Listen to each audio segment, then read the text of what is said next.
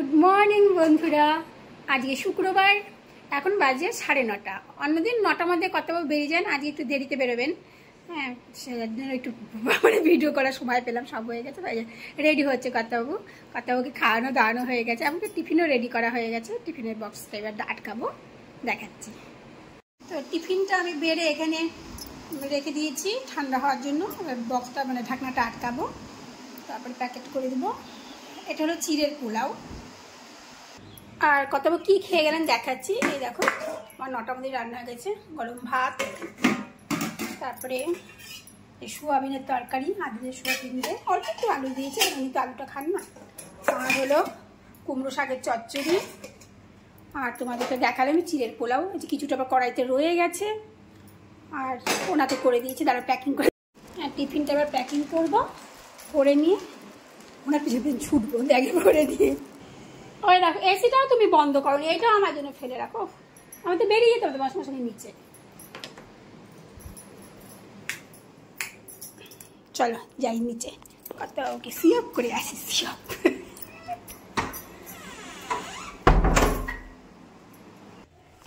কত নামছে কিভাবে।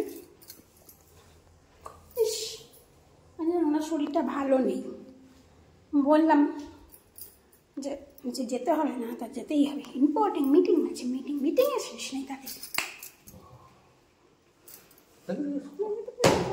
তোমাকে দেখাচ্ছি তো মোবাইলে, কই দেখি অন্ধকার লাগছে, কালো লাগছে। আমি ঠিক করে মোবাইলটা ধরতেই পারছি না। দেখে নাও নাও নাও, দেখো যাওয়ার সময় হাতে জল, জুতো পরে পরে হাতে জল দিয়ে ধুয়ে নিয়ে জোয়ান খায়, তারপরে যায়। টাটা।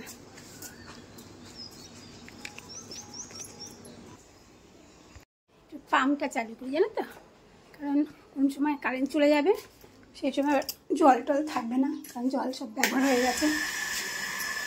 পাম্পটা চালু করে তারপরে পড়ে যাব। বিছানা টিছানা সব পড়ে আছে। এখন মোটামুটি 10টা বাজতে চললো, 5-7 মিনিট বাকি আছে।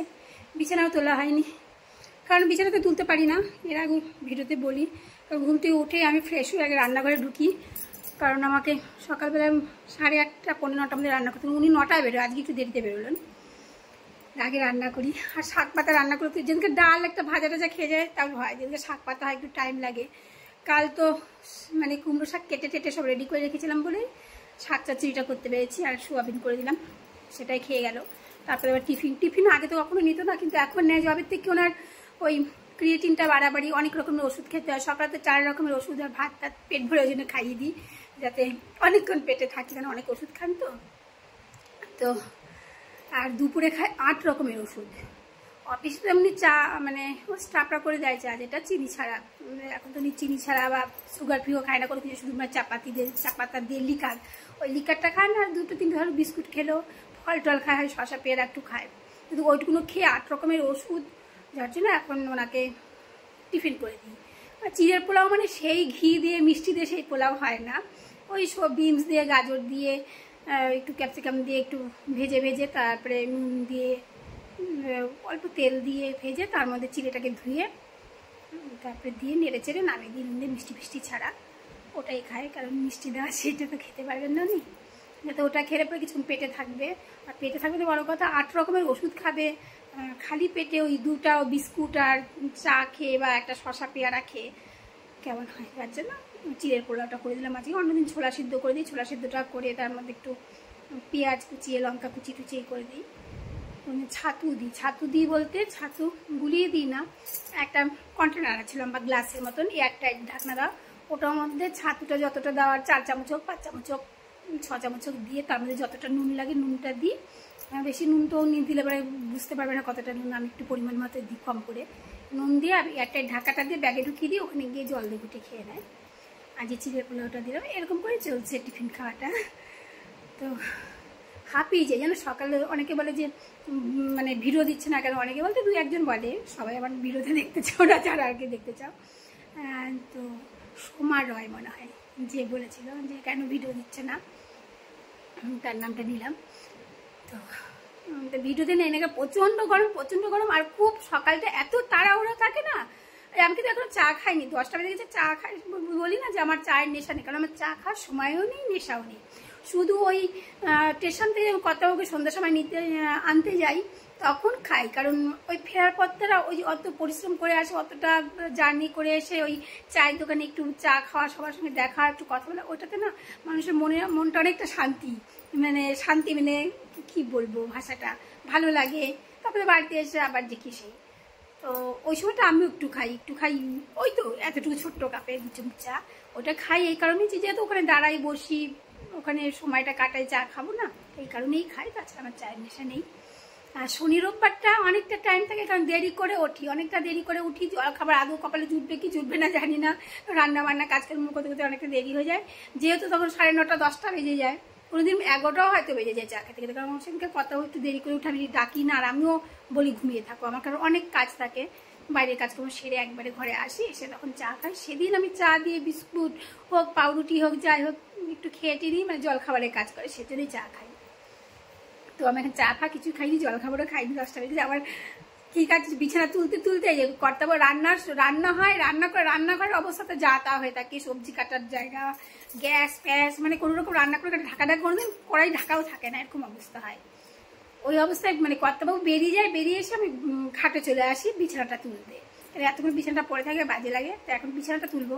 আর বিছানা তুলতে তুলতে মেয়েকে ফোন করি, কারণ এখন ওদের রাত্রি হয়ে গেছে, মানে 10টা তো, মানে 9:30 বেজে গেছে রাত্রের, মানে রাত 9:30 হয়ে গেছে। এই সময় ওরা ডিনার করে, তো ও অপেক্ষা করে এই সময়টা, মানে বাবা বেরোবে কি আমি ওর সঙ্গে জানি ভিডিও কলে কথা বলবো। অনেকটা টাইম একটু কথা বলে নিয়ে তখন নিজেই বলে যে মা তুমি জলখাবার টাবার খেয়ে বাদ বাকি কাজগুলো করে, কারণ এঠো বাসন টাসন সব কলতলায় নিচে গিয়ে নামাতে হয়, গ্যাস মুছতে হয়, রান্নাঘর পরিষ্কার করতে হয়, ওটা করতে করতেই অনেকটা টাইম চলে যায়, প্রায় 12টা বেজে যায় কাছাকাছি। তখন আবার কাজের দিদি আসে, বাসন মাঝে ঘরটার মধ্যে, তারপরে আবার সেই বাসন ধুয়ে নিয়ে আমি উপরে আসবো, স্নান করবো, পুজো দেবো, এইসব করতে করতে 2টো বেজে যায়। তারপর 2টোর পরে 2:30 3টে বাজে খেতে, মানে রোজ খেতে ইচ্ছা করে না, একটু ফোন টোন করি, ভিডিও মানে মোবাইল টোবাইল ঘাঁটি। তো আমি এবার বিছানা তুলতে তুলতে কী করে বলে তো, মেয়ের সঙ্গে ভিডিও কলে কথা বলবো। তো এখন একটু রাখছি, তারপর সারাদিন কী করছি দেখাচ্ছি। কী আর করছি, হয়তো সকালে ফুল তোলাও হয়ে গেছে, আমার কাচাকুচি হয়ে গেছে, রান্নাও হয়ে গেছে, এখন রান্নাঘর পরিষ্কার করে, ওটা কী দেখাবো, আর বিছানা তুলবো। তারপরে ওই উপর নিচ ছুটাছুটি করবো, একবার উপরে যাবো, নিচে আজকে অনেকগুলো পাপোশ, দুটো বাথরুমের, 3টে বাথরুমের, ঘরের 4-5টা থেকে পাপোশ কাচবো এখন, মানে পাপোশ টাপোশ কেচে তারপরে স্নান করবো। এই তো কাজগুলো আর কি দেখানোর আছে। তো বিকালবেলায় আজকে আবার কী বলে কর্তাবাবু আজকে অনেক দেরিতে আসবে, আজকে মিটিং আছে, 5টার পর এক জায়গায় বেরোবে, 5:30 6টা অবধি থাকবে, আজকে 7টার আগে ওকে দোকান থেকে বেরোতে পারবে না, আজকে 9টা 10টা বাজবে। তো কর্তাবাবু আনতে যাই রাস্তায়, আর এত মানে আওয়াজ হয় না, সে সময় না ওই জন্য ভিডিও করতে চাই না, কারণ ওই কপি রাইটিং হয়ে যায় বলে আমি ঠিক সাহস পাই না, আর অনেক কিছু জানিও না নিয়ম কারণ ভিডিওর, যার জন্য সমস্যা অনেক।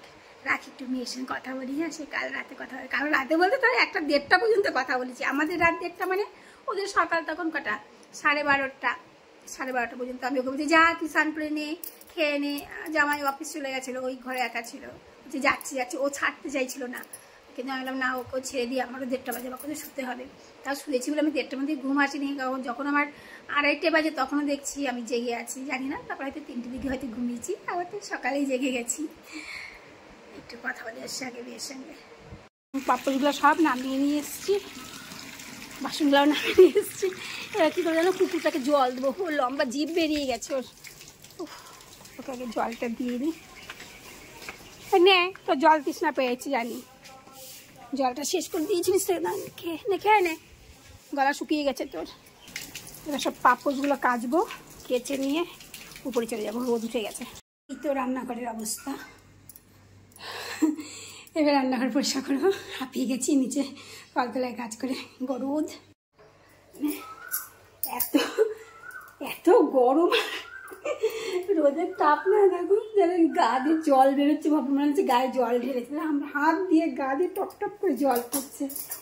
তো গ্যাস নিচে মেঝেটা পরিষ্কার করে তারপরে ঘরে যাবো, একটু ফ্যানের তলে বসবো, স্নান তো এখন করবো না, ওই নিচে বাসনগুলো মাজা হবে কাজে দিদি, তারপর ওগুলো ধুয়ে তারপরে স্নান টান করে আসবো।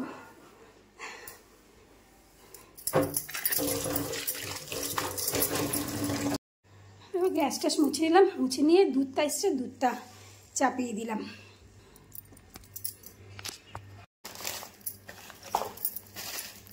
খোসা টোসা সব ময়লা টেলা, ঘর ঝাড় দেওয়ার ময়লা সব একটা মধ্যে প্যাক করে নিয়ে বাইরে আমাদের বাগান আছে, বাগানে ফেলে দিই আমরা কর্পোরেশনের গাড়িতে দিই না, এই কারণে আমাদের বাগানে অনেক জায়গা এক সাইডে পড়ে থাকে, জায়গাটা আমাদের উঁচু হচ্ছে, যখন অনেক জমে যায় পুড়িয়ে দিই, এইভাবেই